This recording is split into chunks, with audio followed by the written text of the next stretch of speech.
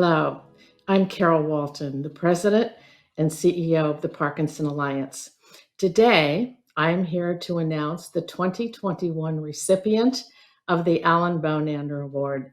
It's Ken Adekman, the co-founder of the Parkinson's Unity Walk. The very first walk was in 1994. They had 200 walkers and they made $16,000 for research. Prior to our 2 years of pandemic, the walk was bringing in over $1.5 million for research, with 100% of every dollar going directly to research, and almost 11,000 people from around the globe that were attending the walk. Ken has always been about awareness and education. At the very first walk, Ken asked one of the board members to ask her movement disorder specialist to please bring a chair and come to the walk and sit in the park and answer any of the questions that the people had that attended the walk that day. Today, when we are in New York, we have Ask the Healthcare Expert booth with over 10 disciplines in healthcare. So all of those 11,000 walkers and or donors can ask the people and have answers to their questions so they can communicate better with their families. In the early days of the walk, Ken would get up in the middle of the night and he would pack his car with scissors and tape and poster board and hammers and nails, anything he could think of that might make it easier for the people to set up the Unity Walk. And then we hired an exposition services firm, and Ken could focus on other parts of the walk. Ken started hiring and paying for entertainment for the walk. And then he started a team in the co-founder's name, Margot Zobel, and raised a lot of money for research. And then he started another team in honor of his father, Alex, and raised more money for the Parkinson's Unity Walk. And to prove his continuing commitment, Ken was the top fundraiser this year for the 2021 Team Week for the virtual Unity Walk. Ken is a very quiet and a very humble person. And there are many things that Ken has done for the walk and that I know he will continue to do, and we will never know about them. It's also very interesting that Ken was the one that came up with the Evelyn Bonander Award because of his respect for what Alan did and because he wanted to carry on his legacy. I'm from California. I was fortunately a good friend of Alan's, and I attended Alan's funeral. And I will never forget, this lady came up. I don't even remember her name. She came up to Jane, Alan's wife, and she presented Jane with this binder full of emails. And these were emails from people when they were diagnosed by their doctor. Instead of going directly to their family, they emailed Alan and they sent their questions to Alan, and Alan would call doctors and find out the answers.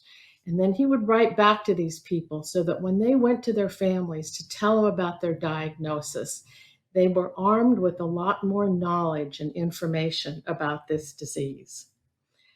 So from a binder full of emails to a walk in New York City with 11,000 people from around the globe, and the ability to ask more than 10 different healthcare disciplines questions all about this disease, I think we've come a long way.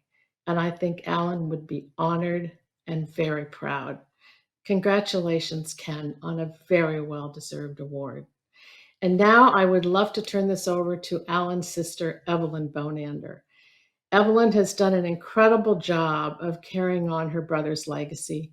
And when we are in New York in the park, she comes down from Boston every year to present this award. And we're very grateful, Evelyn. Thank you, Carol. I am thrilled, absolutely thrilled to present the Evelyn Bonander Humanitarian Award to Ken Adekman. Ken is all too familiar with Parkinson's. His grandfather, a dairy farmer, died years before, before there was little known about the disease and no treatment. His father also had the disease, and Ken developed a special empathy for him, witnessing his struggles. Then, just 2 years ago, Ken was diagnosed with Parkinson's disease. But Ken's work to support the Parkinson community began years ago.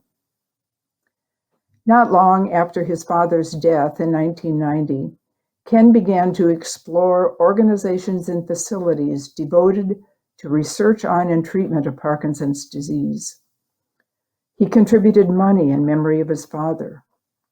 He flew out to California to meet with Dr. William Langston and other scientists at the Parkinson Institute because he wanted to know and to do more. The 90s had been declared the decade of the brain. The Morris-Udall-Parkinson Research and Education Act was establishing research in education centers. Walks to raise awareness and money were being organized in cities across the country. And in 1993, Ken co-founded a new one, a walk along the park in New York City. When in California, Ken had reached out to Alan.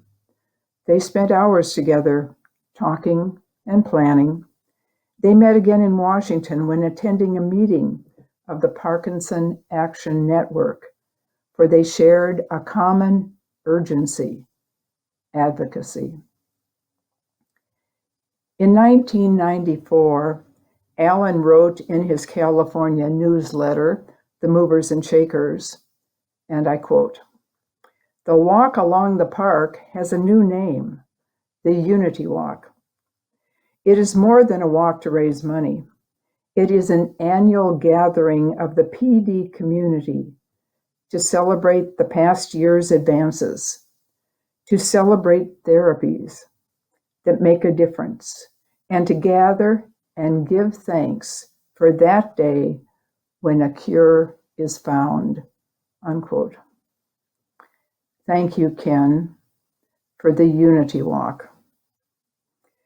It is, Alan described, but incredibly so much more.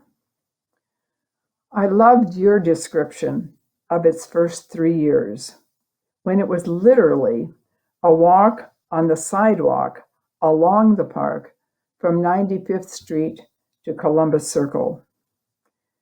Then your co-founder, Margot Zabel, got it moved to Central Park, which continues to be its amazing location. As we all know, it has grown into an event that is fun, inspiring, educational, family-centered, team and community building, in addition to fundraising. And as Carol has just said, in its first year it had 200 walkers. And in 2019, before COVID, the event included walkers and donors from more than 20 countries and at least 48 states. This didn't just happen.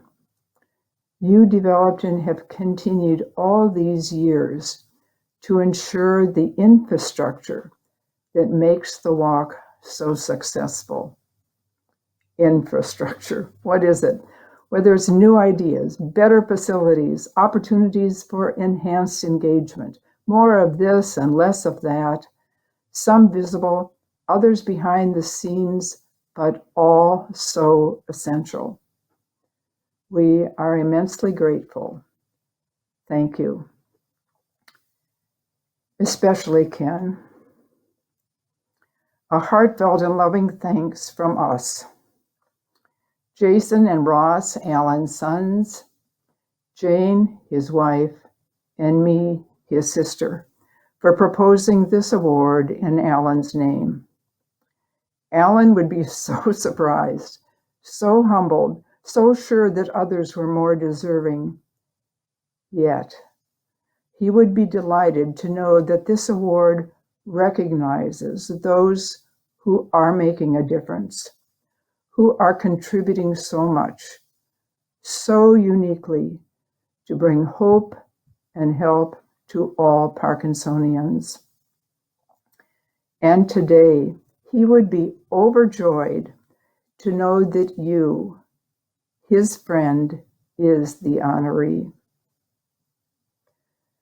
Ken, I am so grateful, so honored, and so delighted to present the Evelyn Bonander Humanitarian Award on behalf of this PD community. Congratulations. Thank you, Evelyn.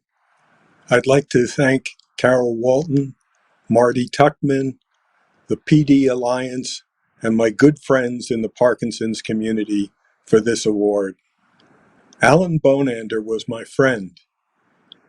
He made a major contribution to the growth of Parkinson's online community. In the early 1990s, it was not so easy to find good information on Parkinson's or people with Parkinson's. Alan participated in multiple internet groups that actively discussed Parkinson's awareness, alternative treatments, and novel research. With each person who sent a question, Alan showed patience and tolerance. He was courteous and thoughtful in his responses.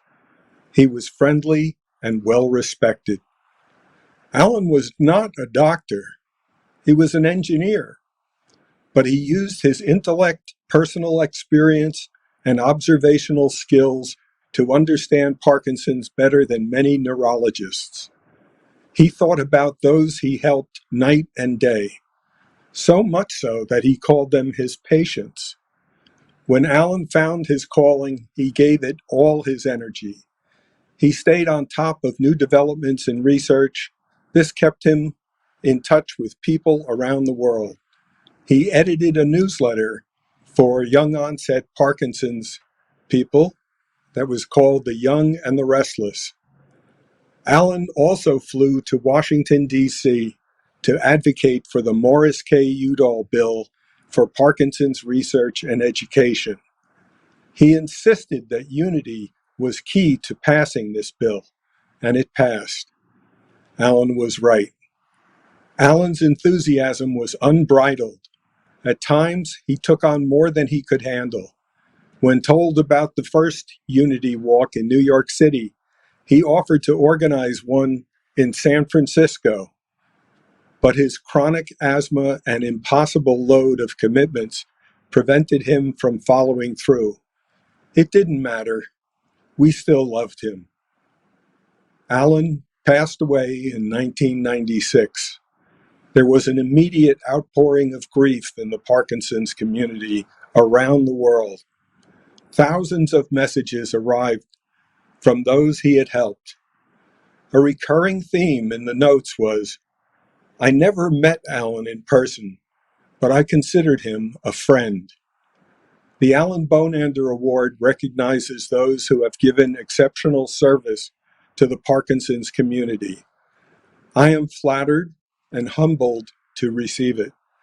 To have my name permanently associated with Alan's name is the gift of a lifetime.